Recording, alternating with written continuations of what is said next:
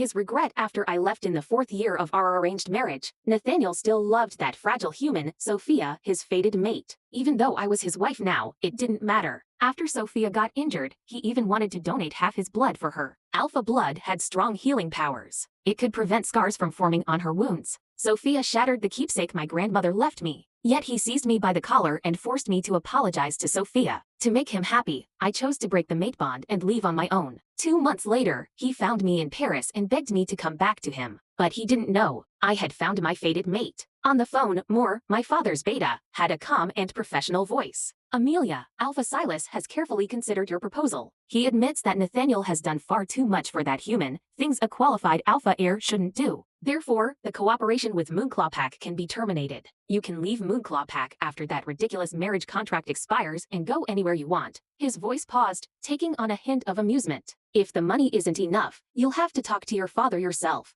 Thank you for your help, Moore. I hung up and looked at the enormous photo hanging in the center of the living room wall. In the picture, I wore a formal dress, standing beside Nathaniel. That was the only time in my life I dared to stand so brazenly close to Nathaniel. Yet his expression was so cold. Love or the lack of it needed no words. It hung there, naked and obvious. It's finally going to end, I sighed. 4 years ago, my father sent me to Moonclaw Pack for an arranged marriage when I was 22 and still hadn't found my fated mate. After arriving, I learned that Nathaniel had already found his fated mate. It's just that his fated mate was human, a human that Nathaniel's father, Alpha William, refused to accept. So Alpha William ordered him to give up that human and be with me. On my wedding night, there was no tenderness, only Nathaniel's cold, cutting words and a ridiculous marriage contract. Amelia, remember your place. This is just an arranged marriage between us. And this arrangement only lasts for years. During these 4 years, do what you're supposed to do and don't fantasize about anything that doesn't belong to you. After 4 years, give up your position to its rightful owner. Back then, I naively thought that 4 years would be enough to warm a block of ice. I thought we could become mates who loved each other. But 4 years passed, and I finally understood some ice would never melt for me. A soft sound at the door interrupted my thoughts. Nathaniel was home. His tall figure brought a sharp chill as he stepped inside. I took a deep breath and went to meet him. I took his coat and hung it up. I knelt down in front of him, opened the shoe cabinet, and took out a pair of soft house slippers. I had practiced this routine for 4 years. Nathaniel had long grown accustomed to it all. He loosened his tie and tossed it carelessly on the shoe cabinet.